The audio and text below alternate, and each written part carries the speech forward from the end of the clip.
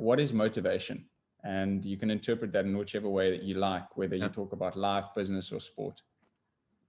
So motivation for me is kind of a drive inside of me, a drive which is inside of everyone, which is um, what gets you to do things.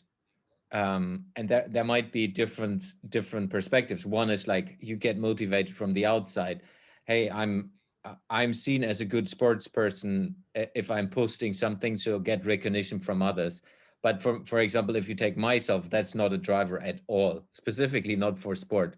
I'm competitive, but not so competitive that everyone needs to shout, "Hey, you did a 5 kilometer run or whatever." So I think there are two ways of this, and one thing is coming from an inside perspective, one is from an outside perspective. What I have seen over the last 40 years now is, for me, it's way stronger if it's from the inside. And that's something you need to nurture, you need to work on, and figuring out what is it really. For example, if you take my business, what is my motivation to run a business, to not going into a normal job, which is the 9 to 5 and getting the golden watch after 20 years.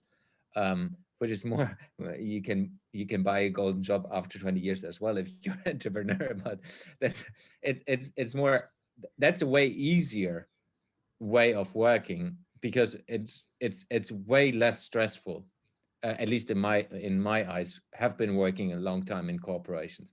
But what is the intrinsic motivation for someone doing that, or doing a course, doing something, educating yourself, learning to draw, learning to type with 10 fingers, or whatever you want to accomplish? It's like, what is the motivation for you to do that? And what I always, when I was coaching in the old days, more on leadership and personal development, that was always a part, finding out what are your motivators, what helps you to build an internal motivator, and that then in return builds habits, and the habits will keep you going.